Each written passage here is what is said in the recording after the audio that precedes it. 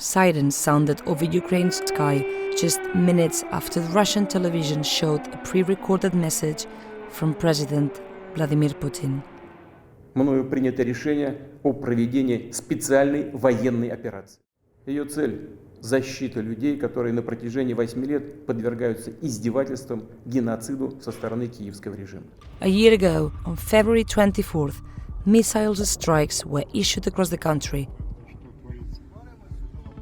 and ground forces that had been lying in wait for weeks on the Ukrainian borders entered the country from the north, south and east.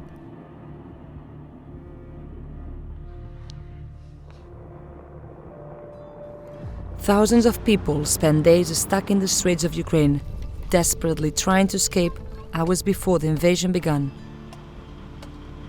Many other millions continued to flee the country over the coming weeks, struggling to find safe escape routes, with Russian forces often targeting them. A year later, over 14 million people have been displaced from their homes. Those who didn't manage to escape sought refuge in train stations, sheds and schools, and found themselves facing extensive electricity and water shortages. Nowadays, nearly 18 million people are in dire need of humanitarian assistance in Ukraine. The UN's reported death toll for the war in Ukraine over the course of the past 12 months makes for bleak reading. At least 8,006 civilians dead, 487 of which are children. Since the Kremlin forces rolled into Ukraine, an estimated 200,000 Russian troops have been killed or wounded, and 100,000 Ukrainian soldiers have also been killed or injured in action. At the start of the war, Russian troops quickly reached Kyiv outskirts, but attempts to capture the capital and other cities in northeast were met by a strong and unexpected Ukrainian resistance. After 2 weeks, Russian troops claimed control of Kherson and occupied a part of the Zaporizhzhia region, including the Azov's steel power plant. On March 16th, Russia strategically attacked the port city of Mariupol, striking a theater where hundreds of civilians were sheltering. In the days that followed, Russian forces destroyed 90% of the city's residential buildings. By the end of March, Russian forces had to pull back from Kyiv, thanks to the Ukrainian resistance, and focus their operations on the Donbas region. Their withdrawal started to uncover Russian troops' brutalities.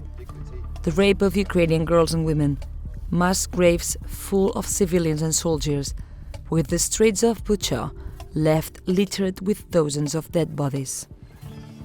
The retreat confirmed one of the most raw realities of the conflict.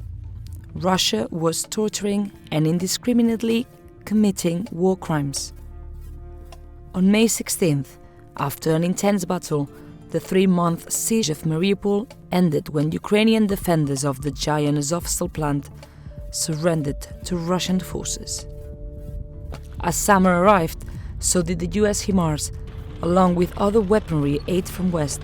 It also heralded an announcement from Putin of his intended mobilization of a terrifying 300,000 of army reservists.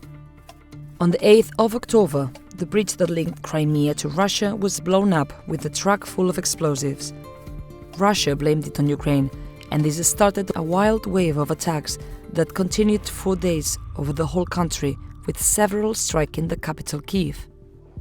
9 months after Russia took control over Kherson, and after a massive Ukrainian counteroffensive, Russia announced the withdrawal of their troops from the city, the only regional center Putin's troops had been able to invade. After a full year of gaining and losing territory, Russia controls only 17% of Ukraine, covering 40,000 square miles, entirely in the south and east of the country. Ukraine has forced Russian troops successfully back from 5 regions. Over the past months, President Volodymyr Zelensky has begged the West for more modern weapons in order to be able to resist what could be a new spring offensive from Russia.